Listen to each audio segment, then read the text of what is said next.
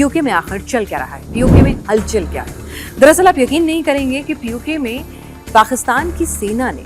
किस कदर निहत्थे प्रदर्शनकारियों पर, अपनी मांगों के साथ सड़कों पर उतरे हुए लोगों पर गोलियां चलवा दी। रॉकेट लॉन्चर, जरा सोच के देखिए, कोई अपने ही लोगों के ऊपर रॉकेट लॉन्चर चलवाता है भला? कोई निहत्थे लोगों पर रॉकेट लॉन्चर चलवाता है? क्योंकि हम इसलिए कह रहे हैं कि पीओके है तो हिंदुस्तान का हिस्सा, लेकिन पाकिस्तान ये कहता था ये हमारे लोग हैं, ये हमारा पीओके है। तो जरा आप किस तरह का सलूक करते हैं, उन्हें किस हालात में रखते हैं। और यही वजह थी कि जो पीओके के बाशिंदे लगातार पाकिस्तान की एट्रॉसिटीज़, पाकिस्तान ने जिस तरह से नेग्लेक्ट किया हुआ था, और पाकिस्तान जो चुनाव जो 27 जुलाई को होने वाले हैं उसको लेकर जिस तरह का पूरा अप्रोच रखता था कि कठपुतली सरकार बना दी, कठपुतली पीएम बैठा दिया, पीओके की आवाम की ना सुनी, उनको गुर्बत में छोड़ दिया। वहाँ से इलेक्ट्रिसिटी बन रही है, उनको देते नहीं हैं, ना इंटरनेट देते हैं, ना पानी देते हैं ढंग से, और ना ही बैंक और दूसरी इंफ्रास्ट्रक्चर की सुविधाएं देते हैं। वहीं पीओके के लोग जब देखते हैं कि इस तरफ किस तरह से कश्मीर में खुशहाली है, इंफ्रास्ट्रक्चर है, रेल आ रही हैं,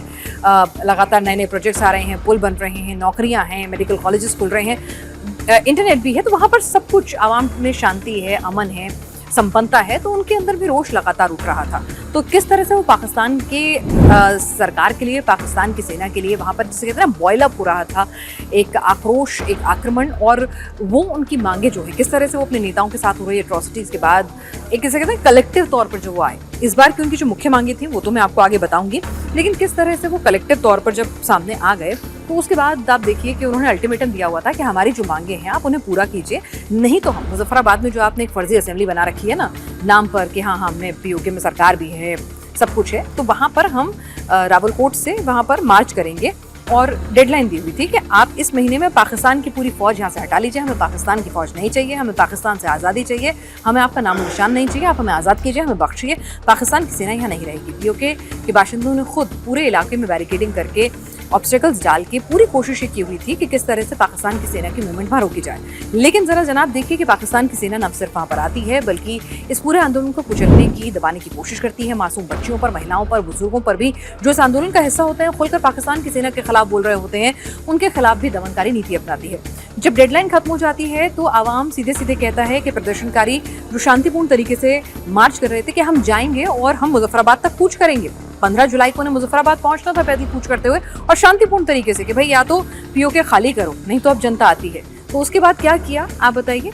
किस तरह से निहत्थे लोगों पर फायरिंग खुलवा दी मुनीर की सेना ने। जी हाँ, उस पीओके के आवाम पर जिसके लिए अपनी पूरी राजनीति करता है, जिसको लेकर वो पूरी इंटरनेशनल प्लेटफॉर्म्स पे प्रोपेगेंडा करता है, जिसको लेकर वो लगातार हिंदुस्तान से जिसे कहते हैं अदावत मोल आता रहता है, जिसको लेकर वो पाकिस्तान के आवाम को बरगलाता है कि पेट में खाने को नहीं है, नौकरी नहीं है, कुछ भी नहीं है, लेकिन फिर भी पीओके के नाम पर मैं सियासत करूंगा, हिंदुस्तान के खिलाफ जहर उगलवाऊंगा, और उसके बाद नतीजा ये होगा कि देखिए आवाम जो है वो राष्ट्रभक्ति के नाम पर एकजुट हो जाएगा। अब धीरे धीरे पूरी पोल खुल रही है, पीओके कह रहा है कि हमें नहीं रहना तुम्हारे साथ, और हमारा खाली करो पीओके, हमें बिल्कुल नहीं रहना है, सेना को वापस लेके जाओ। तो पीओके में इस वक्त हालात ये हो गए कि मुनीर और शहबाज शरीफ जो है उनका कोई भी नुमाइंदा, वो खुद तो छोड़ दीजिए, कोई भी नुमाइंदा वहाँ पर जो है कदम नहीं रख सकता है। अल्टीमेटम जो मांगों का था वो खत्म हो गया, और उसके बाद नतीजा क्या हुआ है? नतीजा ये हुआ कि अब पीओके के अंदर किस तरह से जो पूरा का पूरा आवाम है उसने अल्टीमेटम जब खत्म हुआ तो गोलियां चलवा दी गई, जिसमें कम से कम 3 लोगों के मारे जाने की और 70 से ज़्यादा लोगों के घायल होने की भी खबरें आ रही हैं। हालांकि वहाँ पर इंटरनेट बंद है, बैंक बंद है, राशन की सप्लाई रोकी हुई थी कि लोग, उसे लगा कि भाई भूखे मर जाएंगे लोग, दूध, पानी, रोटी, कपड़ा, ऐसी मूलभूत ज़रूरतों के लिए तरस जाएंगे। तो फिर ऐसे में जब इंटरनेट भी नहीं होगा तो वीडियो भी बाहर नहीं आएंगे, इन्फॉर्मेशन भी बाहर नहीं आएगी, और इंटरनेट से सारे पीओके की जो वीडियोज़ उन्होंने बेचारों ने किस तरह से मुश्किल करके भेजे थे वो भी अब डिलीट करवाने शुरू कर दिए हैं। तो आप सोचिए पीओके से किस कदर खौफजदा है मुनीर, किस तरह से खौफजदा है वहाँ पर शहबाज शरीफ। तो यहाँ पर ये हालात आपको बता दें, और साथ ही साथ जो पीओके के जो लीडर हैं, अगर मैं आपको बताऊँ तो जो पीओके के लीडर हैं वहाँ पर शौकत नवाज मीर,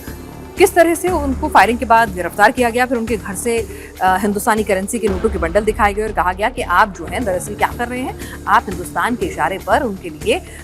मुखबिरी कर रहे हैं, आप उनके एजेंट हैं, रॉक एजेंट हैं, यानी कि अपना जब घर ना समझे, फिर चाहे वो बलूच हो, सिंध प्रोविंस हो, खैबर पख्तूनख्वा, आप सीधे सीधे क्या कह देते हैं, हिंदुस्तान यहाँ पे अनरेस्ट कर रहा है। बलूच अपनी आज़ादी की मांग कर रहे हैं तो हिंदुस्तान बलूच लिबरेशन आर्मी को फंड कर रहा है। आप अगर केपी प्रोविंस में खुद को नहीं संभाल पा रहे हैं तो भी हिंदुस्तान कर रहा है। अरे भाई आप भी तो कुछ करेंगे, आपके पास भी तो कोई काम है, या फिर जब युद्ध होगा तो बंकर में छिप जाएंगे, और जैसे ही युद्ध हार जाएंगे तो उसके बाद अपने आप को फील्ड मार्शल कर देंगे, और उसके बाद ट्रंप को रिझाने के लिए आप जो हैं